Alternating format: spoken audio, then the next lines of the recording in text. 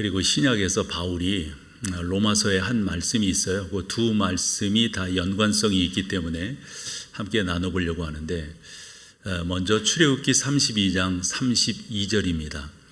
이제 이스라엘 백성들이 우상 숭배하여 범죄할 때 하나님 앞에 그 죄를 용서해 달라고 모세가 올라가서 올린 기도입니다. 그러나 이제 주님께서 그들의 죄를 용서하여 주십시오. 이제 세 번역으로 읽는 거예요. 그렇게 하지 아니하시려면, 그 다음이 중요합니다. 주님께서 기록하신 책에서 이 생명록이라고 하는 거죠. 저의 이름을 지워주십시오. 제 이름 빼주세요, 하나님. 얼마나 간절한 기도인가요? 그리고 신약 성경에서 바울이 로마 교회에 보낸 편지 9장 3절인데요. 거기에 이렇게 표현을 합니다. 이것도 세 번역으로 읽어볼게요. 나는 육신으로 내 동족인 내 결의를 위하여 위하는 일이면 내가 저주를 받아서 그리스도에게서 끊어질지라도 달게 받겠습니다. 같은 의미의 말씀이죠.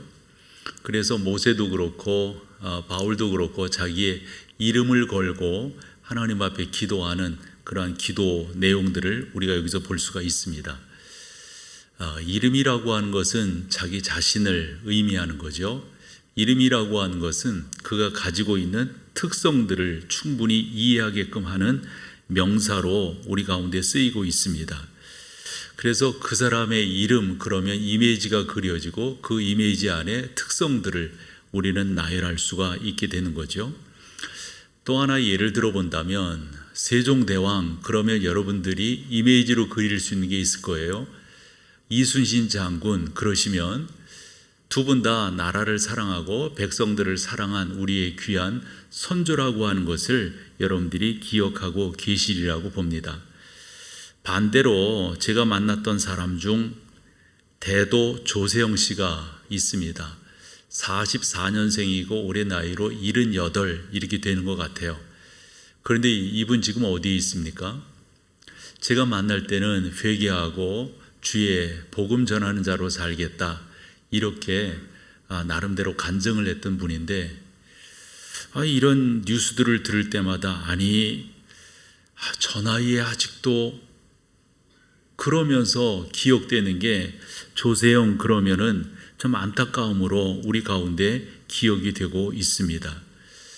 이런 식으로 하기로 한다면 여러 사람들을 예로 들어볼 수 있을 것 같아요. 하지만 들지 않더라도 여러분들이 충분히 이해할 수 있는 그러한 내용들입니다. 이름, 그러면 뭐가 이렇게 떠올라요? 예를 들어서 십계명, 그러면 여러분들이 떠올릴 수 있는 게 있을 거예요. 역으로 생각해 본다면 10계명에서 8계명까지는 이 이웃에 대해서 우리가 어떻게 관계를 하죠. 특별히 거짓말하지 말아라, 이런 내용이죠. 그 다음에 7계명은 아시는 것처럼 그렇고요. 그 다음에 6계명은 살인에 대한 거예요. 5계명은 부모에 대한 거고, 그리고 4계명에서 1계명까지 오늘 3계명 되는 그 말씀, 출애굽기 20장 7절 말씀을 여러분과 같이 읽었는데요. 그런 내용들을 보면은 10계명, 그러면 하나님을 믿는 사람으로서 어떻게 살아야 될 것인가, 그 이미지가 딱 떠오르게 된다 하는 겁니다. 개혁자 존 칼빈은 이런 말을 했습니다. 우리가 예수 그리스도를 믿는다고 하는 것은 하나님의 영광을 위한 존재로 거하는 것이다. 하나님께 영광을 돌리는 것은 우리의 존재의 이유이며 신앙의 본질이다, 이런 표현을 했습니다. 여러분들이 다 예수 그리스도를 믿는 크리스찬이라고 하는 그런 이름을 갖고 계시다고요? 그 이름이 갖는 의미가 있어요. 칼빈의 말을 인용하지 않더라도 여러분들이 어떤 삶의 자세를 살아야 될 것인가 하는 우리의 성도로서의 이름의 무게감이 충분히 감지하며 살고 있다 하는 거죠. 그런데 예수님께서 조금 다른 차원에서 우리 가운데 말씀을 해주신 것이 있는데, 성경을 읽고 한 번 더 살펴볼까요? 마태복음 5장 16절입니다. 같이 한번 읽어보죠. 너희 빛을 사람에게 비추어서 그들이 너희의 착한 행실을 보고 하늘에 계신 너희 아버지께 영광을 돌리게. 그냥 요 성경은 놔둬 보세요.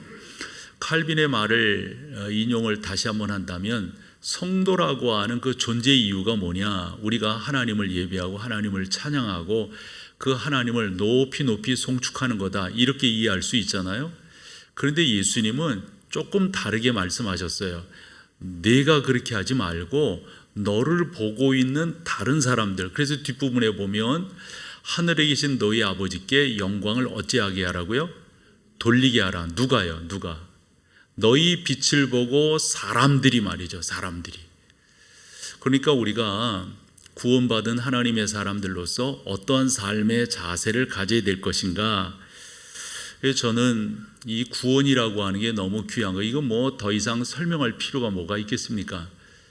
우리가 다 구원의 은혜를 알기 때문에 이 자리에 있는 것이고요, 예배자로 이 자리에 앉아 있는데, 근데 이리 말씀을 드리는 이유는 참 그 하나님의 이름이 찬양과 영광과 존귀함을 받으셔야 되는데 작금이 정말 그런가? 기독교가 정말 그 하나님을 예배하고 찬양하고 그 하나님의 이름을 높이고 있는가?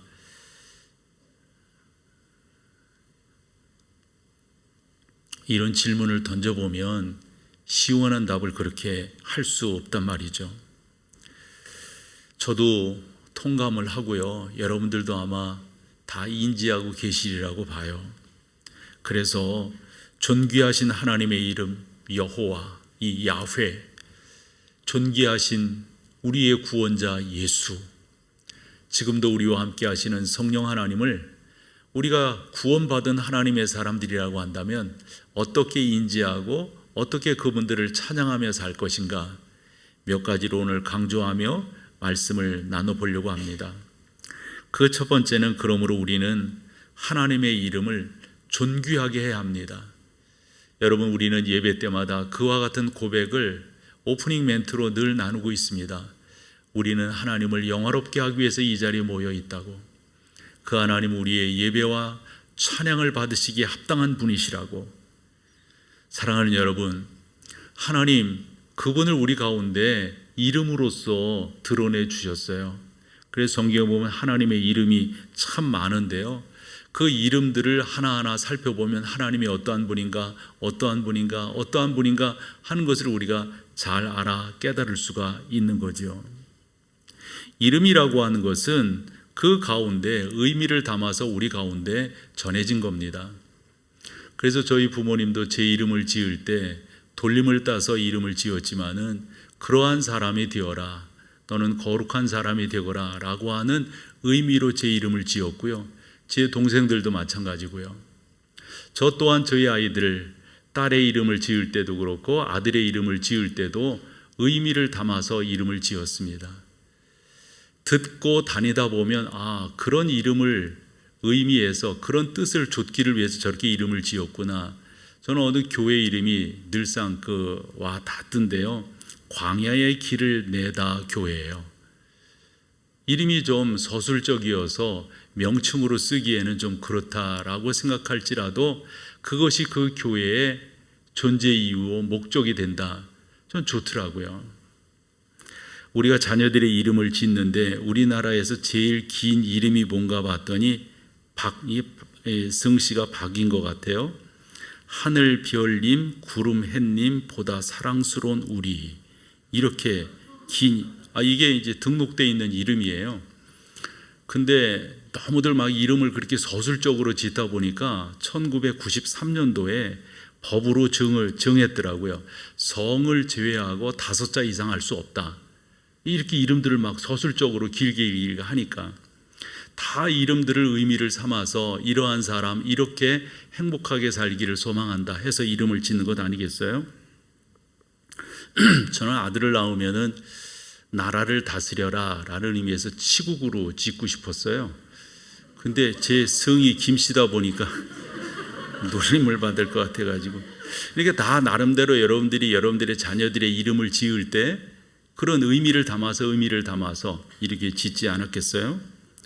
영어 이름도 보면은 독특한 게 주니어라고 하는 표현을 쓰잖아요. 무슨 주니어, 누구누구의 아들. 그러니까 아버지가 그 정도 명성이 있는 분이에요. 그래서 그분의 아들이다 라는 그런 이름을 그 아들이 받는 것 아니겠습니까? 참 이름이라고 하는 게 그렇게 의미가 있습니다. 종종 교회 이름도 바뀌는 걸 보고 회사 이름도 이렇게 이름들을 개명하는 것을 보게 되는데, 개명하는 이유가 어디 있겠습니까? 예를 들어서 어느 회사가 회사의 이름을 바꿀 때에는 그 이름이 담고 있는 정체성을, 그리고 사람들에게 좀 더 우호적으로, 사람들에게 좀 더 친근감 있게 다가서려고 그 이름을 바꾸는 것 아닐까요? 반대로 이름을 바꾸는 사람은 없으리라고 생각합니다. 그 미국의 여러 유명 스포츠 스타들이 있는데, 가장 그 브랜드 가치가 있는 스포츠 스타는 그 농구 황제로 일컬어지는 마이클 조던으로 알려져 있습니다. 경제 잡지인 포춘이 설명한 바로 보면은 마이클 조던이 갖고 있는 그 이름의 가치가 100억 불 이상이 된다. 100억 불이면 얼마입니까, 여러분? 그 정도의 가치를 갖고 있다 평을 했더라고요. 그러니까 나름대로 이 마이클 조던이라고 하는 사람이 주는 의미가 있기 때문에 그렇게 설명한 것으로 보여집니다. 특별히 우리나라는 성씨에 대해서, 이름에 대해서, 족보에 대해서 되게 관심이 많은 그러한 나라이지요. 저 또한 아버지, 저는 어디 김씨고 어디 본이고 또 어느 이런 거 물어봤거든요. 저희 아이가 어느 날 물어보더라고요. 그래서 이놈이 여자친구가 생겼나 그러고 궁금해했는데 그건 아니어서 실망을 했는데, 어쨌건 우리는 그런 걸 물으면서 나는 누구냐고 이렇게 물어보곤 한단 말이죠. 전능하신 하나님, 그분이 당신의 이름을 우리 가운데 주시면서 명령하셨어요.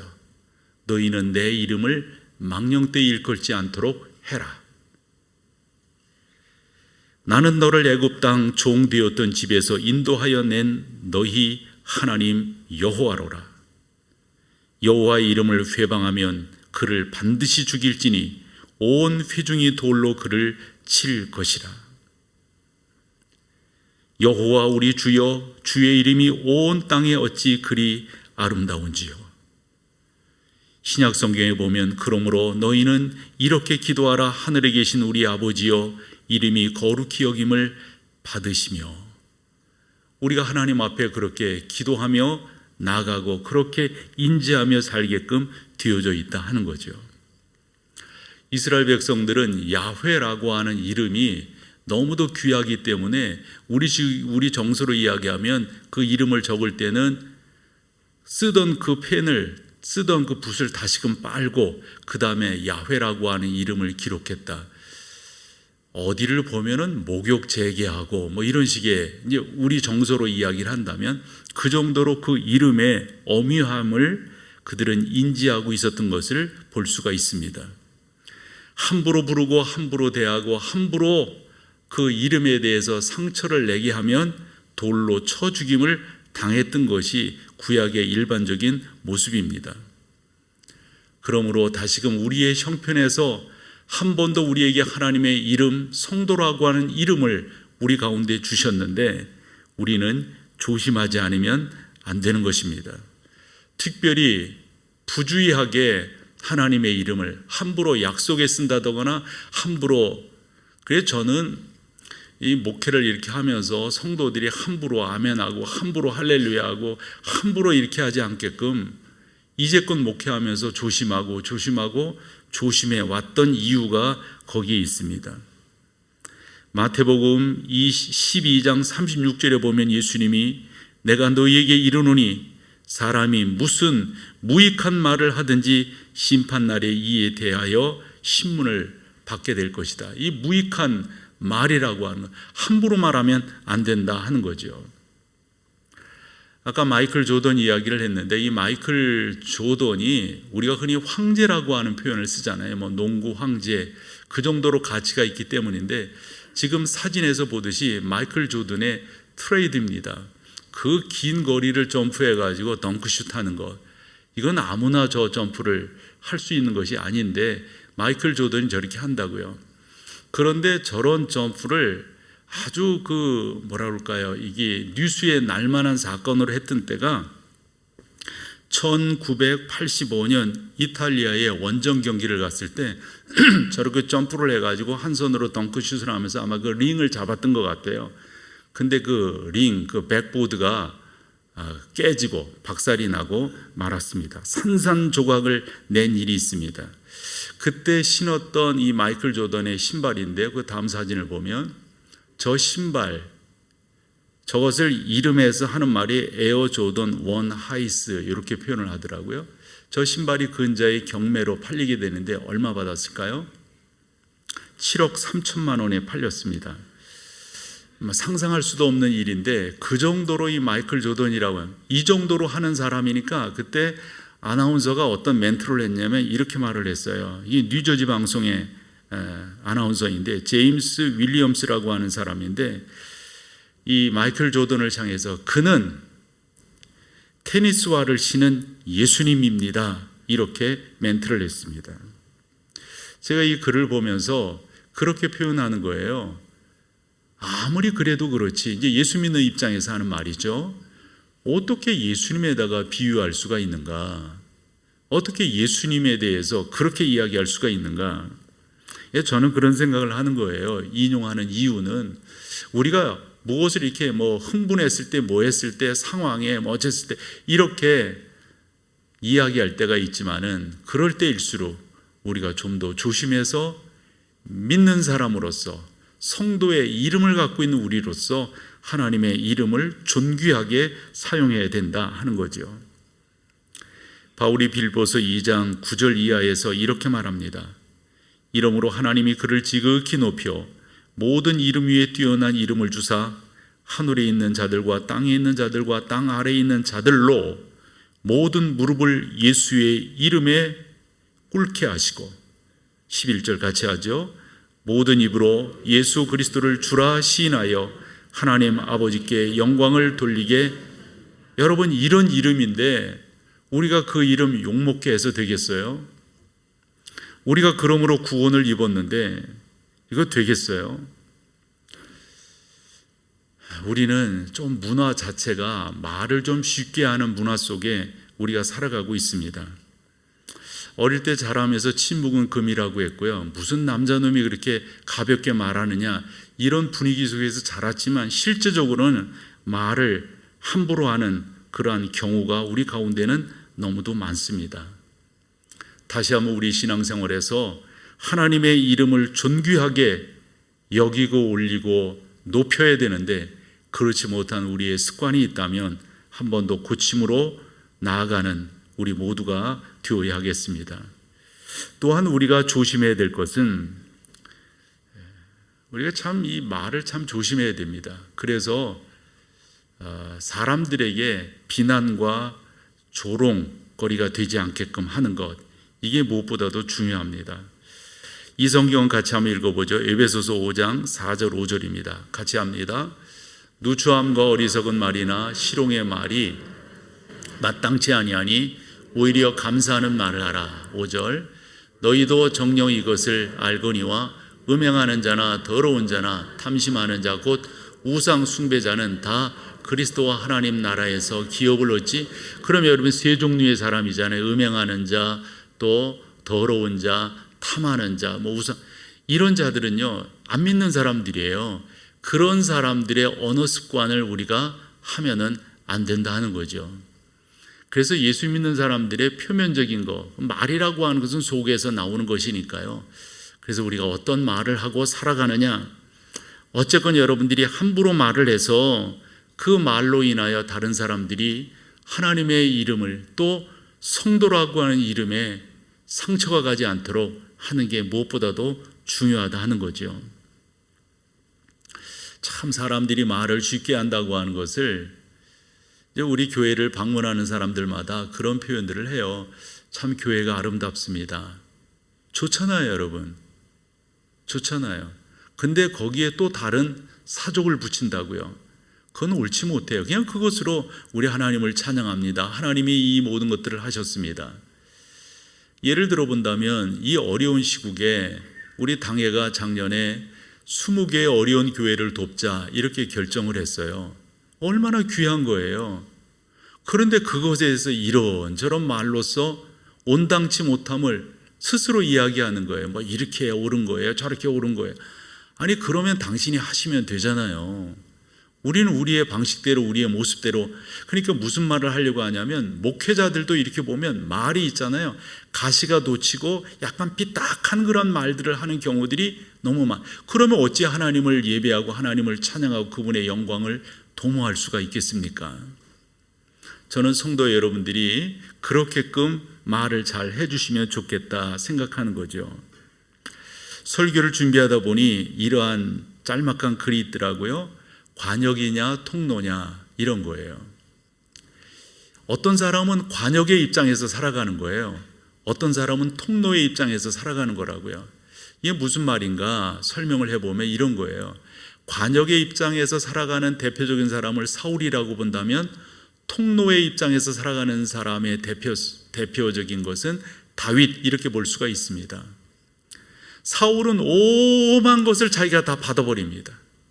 그러면서 불안해하고 힘들어하고 시기하고 미워하고, 아니 사람들이 그런 노래를 하긴 했어요. 다윗이 죽인 자는, 사울이 죽인 자는 자기 기분 나쁘죠. 근데 그것을 자기가 온통 다 받습니다. 그래가지고 다윗을 죽이기니 살리니 뭐 이러면서 그를 쫓아다니고, 이게 관역으로 살아가는 사람의 특징입니다. 또한 통로로 살아가는 사람, 바로 다윗을 우리가 설명한다고 지칭한다, 이렇게 볼 수가 있는데요. 다윗은 나름대로 그의 삶 속에도 걸릴 만한 것들이 많았고 그를 아프게 하는 것들이 많았어요. 그 중에 사무엘하 16장을 가보면은 그 아들 압살롬이 반역을 해가지고 힘들고 어렵게 하는 그런 경우가 많아요. 아들이 그러니까 자기의 장군들이 보내주시면 해결하겠습니다. 그래도 안 보내는 거예요. 그리고 전장에서 전령이 올 때마다 묻습니다. 내 아들 압살롬은 어떠냐? 내 아들.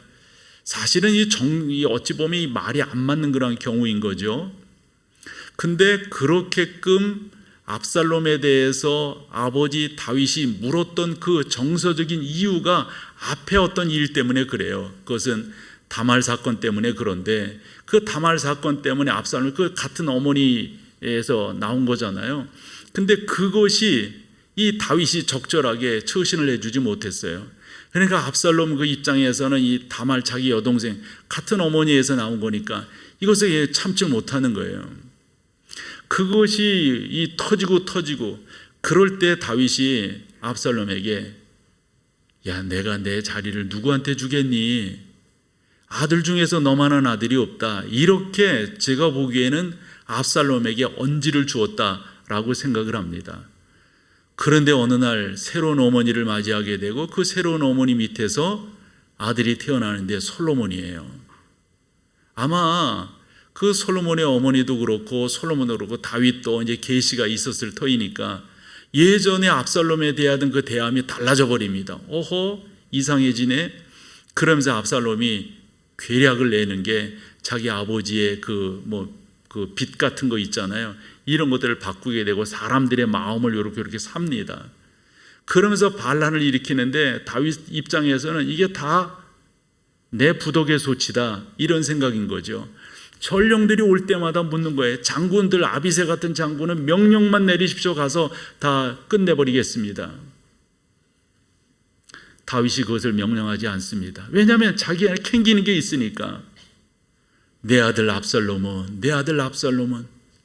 여러분, 조금 건너뛰어서 압살롬이 죽었을 때 뭐라고 말합니까? 다윗이 내 아들 압살롬아, 내 아들. 그러면 울면서 다락으로 올라가는 이 다윗을 만날 수 있잖아요.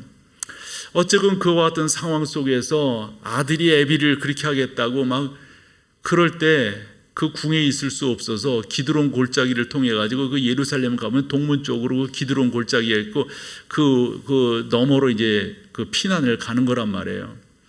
그때 시므이라고 하는 이 사울 계열의 사람이 다윗에게 뭐라고 말하고, 그때 아비새 장군이 저런 요즘식의 말로 XX예요. 저런 왕이요, 저런 명령만 내리십시오. 저 친구도 그냥. 그럴 때 다윗이 뭐라고 말합니까? 냅둬라, 냅둬라, 냅둬라. 하나님이 저를 통해서 나에게 하실 말씀이 있지 않겠니? 하나님의 음성을 듣자. 무슨 말이에요? 사울 같았으면 그걸 다 자기가 받고 저런 당장 가서 목을 베어라 이랬을 거라고요. 다윗은 그렇지 않았어요. 통과시키는 거예요. 통로가 되게 하는 거예요. 그러면서 그 말이, 그 분위기가, 그 상황이 자기에게 어떤 교훈이 되는지를 살펴보려고 했던 거죠. 우리가 이 세상을 살아가면서 신앙생활을 하면서 이 관역의 인생을 사는 사람들이 있다고요. 그러다 보니까 예수 믿으면서도 열낼 때 열내고 화낼 때 화내고 뭐 이러면서, 그래서 하나님의 이름이 온전치 못하게 되는 그런 경우들을 우리가 너무 많이 경험하지 않느냐 하는 거죠. 저는 예수 믿는 사람들이 이런 것들도 참 안 그러시겠죠. 그러나 누구를 속인다거나 충상한다거나, 좀 더 붙여본다면 충상모략을, 터무니없는 말들, 그런 것들이 있잖아요. 이건 있을 수 없어요. 특별히 저는 목사들이 조심해야 될 것 중에 하나가 이거라고 그래요.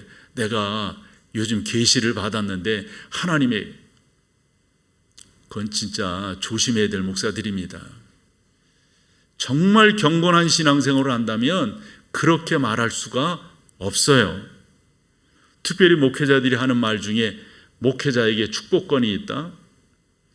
그런 말이 어디 있어요, 여러분? 저는 그래서 이 조심스러운 말이지만 마지막에 우리가 축복하는 것, 축도하는 것도 이게 어떻게 표현하는 것이 복음적인가? 이게 어떻게 말하는 것이 하나님 그분의 이름? 그래서 제가 이런 고뇌들을 말이 통할 만한 사람들, 특별히 뭐 대학 교수라든가 이런 친구들이, 그 신대원 교수들이 이런 말을 해봐요. 그러면 속에서 하는 말인데 진솔한 이야기가 저랑 같더라고요. 루터가 어거스틴 수도원에서 그 막 고뇌하고 있을 때 그의 스승 아우스비츠라고 하는 그 스승이 루터의 고뇌, 그 고민을 다 받아줘요. 사실은 내가 행동으로는 못 옮기고 있지만 속으로는 너랑 똑같은 고민을 갖고 있다. 똑같은 고민을. 저는 교인들 앞에, 성도들 앞에, 교회 앞에 목회자들이 조심스럽게 말을 해야 된다라고 생각을 해요. 축복권은 무슨 축복권이에요. 우리는 만인 제사장, 그 분명함 가운데 있는 거죠. 그러나 주 예수 그리스도의 교회를 치리해감에 있어서 하나님이 목사라고 하는 자리를 허락을 하신 거죠. 그것을 실천하며 나아가는 거죠. 어떤 목회자는 이런 말을 한다면서요. 그러면 벌 받아. 자기가 하나님이에요, 여러분. 제가 목회자에 대해 이렇게 말하는 이유를 여러분들이 이해를 하셔야 돼요. 목사들에 대해서 신란하고 비난하고 뭐 어쩌자고 하는 게 아니라 성도들 가운데 복음적으로 살지 못하는 그런 경우들이 있기 때문에 빗대어서 말하고 있는 거예요. 정말 여러분들이 신앙생활을 어떻게 하고 계십니까? 정말 여러분들이 하나님의 이름, 주님의 교회에 대해서 어떠한 책임감을 갖고 살아가시는 거예요. 함부로 하나님의 이름에 대해서, 함부로 주님의 교회에 대해서 상처가 나게 하면 안 된단 말이죠. 이건 우리가 지켜야 돼요. 주님의 교회가 상처가 나면 그 상처는 오래오래 갑니다. 저는 경험적으로 알고 있고 그런 교회에서 부목사를 해봤어요. 이건 교회라고 보기가 곤란해요. 맨 월남에서 돌아온 김상사밖에 없어요. 자기가 그때 뭐 했다고. 레위기 19장 12절입니다. 너희는 내 이름으로 거짓 맹세함으로 네 하나님의 이름을 욕되게 하지 뭐라고요? 말라. 나는 여호와이니라. 불경스럽다는 말이 있죠. 우리가 그런 면에서 신앙생활을 잘 해 나가야 될 겁니다. 미국의 초대 대통령인 조지 워싱턴에 대한 일화가 있습니다. 그 14살 때예요. 14살 때 내가 어떻게 살아야 될 것인가에 대한 110가지 나름대로의 그 규범들, 규칙들을 스스로 정했더라고요. 야, 그래서 참 난 사람은 다르구나 이렇게 생각이 되던데, 그 110가지 중 31번째가 이런 내용입니다. 하나님이나 하나님의 특성에 관해 언급할 때 항상 진지하고 존경하는 마음을 나타내야 된다. 이 어린 나이에 이런 것들을, 그러니까 그렇게 쓰임을 받는 거죠. 이렇게 이야기를 할게요. 적어도 목동 제일교회 성도라고 한다면 조심스럽게 말을 할게요. 여러분의 목사가 그렇게 살아가니까 여러분들도 그렇게 사셔야 돼요. 조심해서 사셔야 돼요. 조심해서 우리가 신앙생활을 해야 돼요. 조심해서 하나님의 이름이 욕먹지 않도록 우리가 이렇게 조심하고 저렇게 조심해야 됩니다. 또 하나는 하나님의 이름을 빛나게 해야 됩니다. 여러분들 때문에 하나님이 영광을 받으셔야 됩니다. 우리가 모여있는 이 교회 때문에 우리 하나님이 영광을 받으셔야 됩니다. 작금의 기독교를 세속화되었다, 세속화로 기독교가 위기 가운데 있다라고 하는 말을 합니다. 그런데 어느 분의 글을 봤더니 세속화 이런 표현보다도 기독교가 위기인 것은 십자가 신앙의 위기다, 이런 말을 했어요. 참 100번 옳다고 생각했습니다. 교회 안에 있으면서 예수 그리스도를 인격적으로 만나지 못한 분들이 꽤 계신 거예요. 하나님이 나의 하나님이신 것을, 예수 그리스도가 나의 구원자이신 것을, 성령 하나님이 지금도 나와 함께 하시는 이 분명한 고백들이 너무도 약화된 시대 속에 우리가 살아가고 있습니다. 찬양은 서정적이고 찬양의 가사는 나름대로의 그런 의미들을 담고 있고, 곡은 좀 더 우리 가운데 잘 들어오는 곡으로 되어져 있지만은, 그러나 그 가운데 십자가의 능력, 주 예수 그리스도 이름의 능력이 얼마나 있는가. 철학자 키에르케고르는 인생의 문제는 60대 깨닫는 것도 아니고 20대 깨닫는 것도 아니고 40대 깨닫는 것도 아니라고 말을 했어요. 인간에 있어서 진정한 문제는 십자가가 없기 때문이다 라는 표현이 나름대로 의미가 있어서 설명을 해봅니다. 2차 대전이 진행될 때 독일의 기독교인들이 꽤나 아파했어요. 우리가 대표적으로 보네포를 이야기하지만 보네포를 비롯한 많은 그리스도인들이 이게 전쟁의 그 주된 그러한 역할들을 감당하고, 그러니까 그래서 전쟁이 끝난 후 45년 10월에 히틀러 치하에서 억압받았던 독일 교회가 세속화된 신앙, 세속화된 교회에 대해서 재정비하자 하면서 참회 기도를 드리게 되는데, 그 참회 기도를 일명 슈투트가르트 선언문 이렇게 말을 합니다. 그곳에서 그와 같은 신앙적 고백들을 다시 한번 했기 때문인데요. 그 내용을 4가지로 간추려 볼 수가 있습니다. 첫째는 더욱 용감하게 신앙 고백하지 못한 죄를 자백합니다. 둘째, 더 진실하게 기도하지 못한 죄를 자백합니다. 셋째, 더 감사와 기쁨에 넘쳐 살지 못한 죄를 자백합니다. 넷째, 더 뜨겁게 사랑하지 못한 죄를 회개합니다. 십자가 없이 기도하고, 십자가 없이 예배하고, 십자가 없이 모든 삶을 살았던 것을 회개한다고 하는 이 회개 말이 가끔 한국교회에 울려 퍼져야 되리라 생각을 합니다. 십자가 없는 예배, 십자가 없는 전도, 십자가 없는 사랑, 십자가 없는 진실함, 십자가 없는 점잖음, 죄송하지만 교회랑 뭔 상관이 있단 말이에요. 주 예수 그리스도의 보혈과 상관없는 나의 부요함, 그건 뭔 의미가 있어요? 주 예수 그리스도의 십자가가 아닌 나의 삶에 나타나는 그러한 많은 사람들이 부러워할 만한 것들, 죄송하지만 십자가와 상관이 없다면 그게 무슨 의미가 있겠습니까? 저는 우리 교회 성도들이 주 예수 그리스도의 십자가 그늘 밑에 더 엎드기를 바라고요. 목사인 제 자신이 더 주님의 복음 안에, 주님의 십자가 그늘 밑에 더 나아가기를 소망하는 거죠. 그건 다른 것이 아닙니다. 결심하는 겁니다. 나는 주님의 이름이 나를 통해서, 주님의 교회를 통해서 욕먹지 않고 더 존귀히 여김을 받도록 나는 그렇게 살겠다 다짐하는 거죠. 교회가 세속화되어진다고 하는 그러한 우려의 나름대로의 걱정들 우리는 저 멀리 보내고 다시금 주님의 이름을 더 높이는 그런 교회가 되어야 할 것입니다. 한 가지 더 말씀을 드린다면, 그렇다고 한다면 우리는 지켜야 됩니다. 뭐를 지켜야 될까요? 하나님의 이름의 그 존귀함을 지켜나가야 됩니다. 하나님의 이름의 그 고결함이 상처받지 아니하도록 우리가 지키고 주 앞에 나가야 될 것입니다.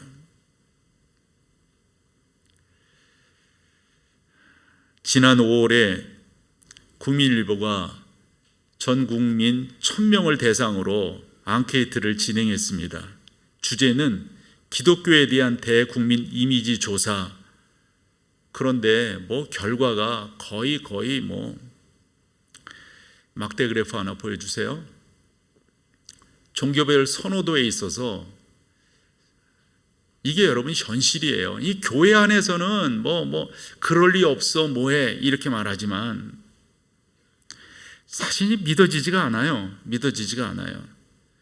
천주교와 불교에 대해서 사실 그쪽은 이 언론 담당을 잘하기 때문에 그럴 수도 있어요. 그건 단체로 그런 것들을 하니까. 기독교는 각계약진이니까. 그런데 이게 현실이에요. 그 중에 더더욱 마음 아픈 것은 20대 젊은 세대가 기독교에 대한 호감도 어떻게 반응을 보였냐면 20%도 안 되는 거예요.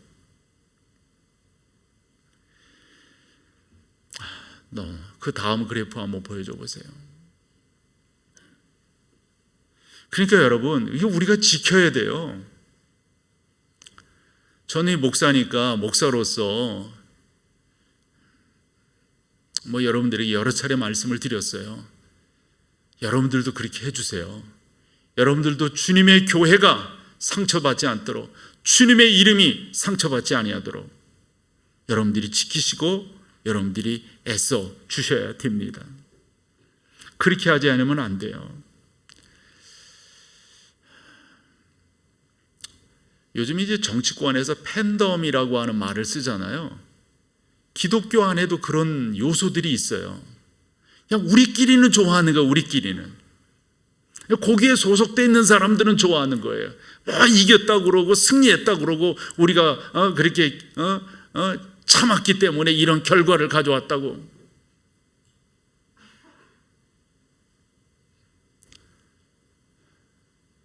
다른 사람들이 어떻게 판단하는가는 신경 안 쓰죠.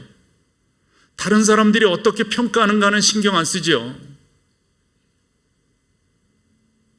우리가 견뎌왔기 때문에, 그렇게 교인들이 투쟁했기 때문에 560억 받았다.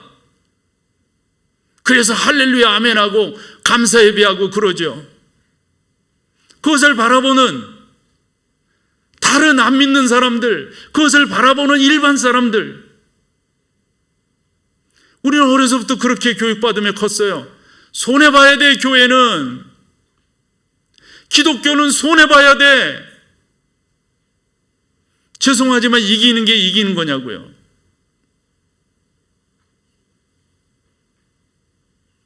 비호감이 어디로부터 나오는 거예요? 그냥 자기들 모이는 사람들만 으쌰으쌰하고.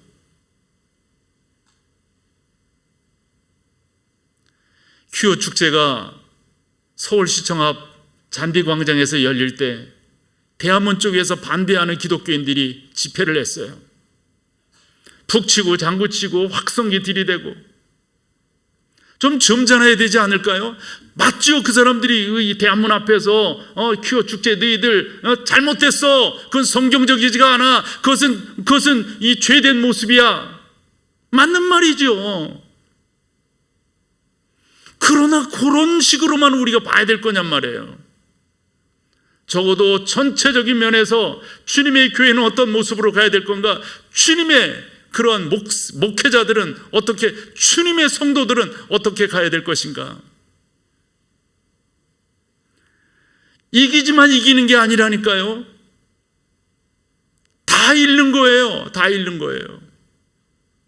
주님께서 빌라도 앞에서 너 죄 없는 건 내가 아는데 너 죄 없다고 왜 말도 못하니? 왜 말도 못해? 아무 말씀 안 하시는 거예요. 아무 말씀. 바울이 사도행전 20장에서 26장까지 보면 여러 번의 재판을 받아요. 그때 억울하지요. 자기가 죄 없음에도 죄 있다고 저렇게 언도를 내리죠. 함에도 불구하고 아무 말도 안 해요.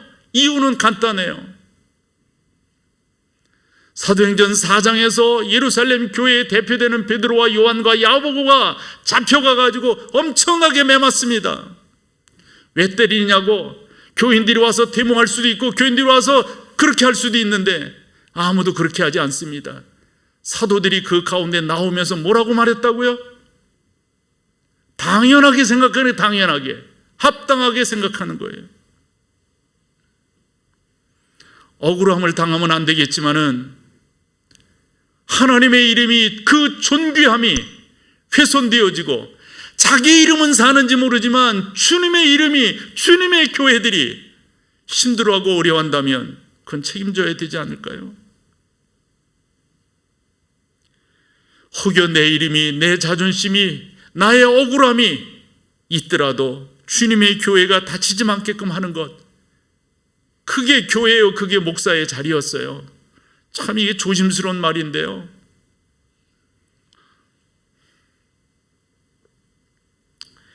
저희는 그렇게 교육받으며 주님의 교회를 세워가야 된다고 배웠습니다. 우리 모두는 죄인입니다. 하나님 앞에 겸손해야 됩니다. 우리가 고개 바짝 들고 세상을 향해서 이러니 저러니 말할 게 없습니다.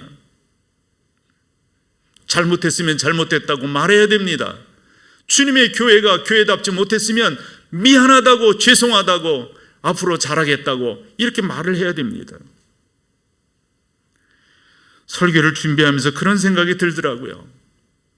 우리 교회, 우리 교단만큼 신앙 고백을 많이 하는 데가 어디 있을까요? 웨스트민스터 신앙 고백을 비롯해서 하이델베르그 신앙 고백, 수많은 신앙 고백들이 있습니다. 그런 고백들을 합니다. 그런데 정작 그렇게 살고 있는가? 내가 너희에게 이르노니 사람이 무슨 무익한 말을 하든지 심판날에 이에 대해 신문을 받으리니. 주님 말씀이에요. 내 말로 의롭다고 함을 받고 내 말로 정죄함을, 내가 어떻게 말하고 어떻게 살았는지에 대해서, 적어도 여러분 예수 그리스도를 믿고 말해요. 그 안에서 구원을 받은 적어도 깨어있는 사람이라고 한다면 책임지는 삶을 살아야 되는 것 아닐까요? 코로나19로 교회의 문화가 바뀌었다, 이런 말들을 많이 하죠. 근데 어느 목사님이 짤막한 글을 하나 썼어요. 자기 교회 장로님 한 분이 예배 마치고 갈 때마다 이런 인사를 한다는 거예요. 목사님, 꼭 생존하겠습니다. 아니, 이거 되게 어색한 인사 아니에요? 꼭 생존하겠습니다. 코로나19가 너무 힘들게 하니까 생존하겠다. 그때 목사님이 딱 깨닫고 이렇게 답을 한다는 거죠. 장로님 꼭 그렇게 하세요. 꼭 그렇게 하세요. 이 글을 보면서 제가 하나 더 붙였어요. 생존하는 게 문제가 아니라 생환해야 됩니다. 살아 돌아와야 합니다. 교회가 그렇게 가야 될 줄로 믿습니다. 누구든지 주의 이름을 부르는 자는 구원을 받으리라. 베드로가 사도행전 4장에서 그 귀한 말씀을 합니다. 다른 이로서는 구원을 받을 수 없나니 천하 인간, 예전에는 천하 인간에 그랬는데 요즘은 천하 사람 중에 구원을 받을 만한 다른 이름을 우리에게 주신 일이 없습니다. 점잖다고 하는 게 뭐예요, 여러분? 적어도 우리가 예수 그리스도를 믿는다고 하면 이런 책임을 져야죠. 좀 그 가운데 좀 의연함이 있어야죠. 적어도 그 스피릿이 있어야죠. 그 가운데. 그런 우리가 되기를 소망합니다.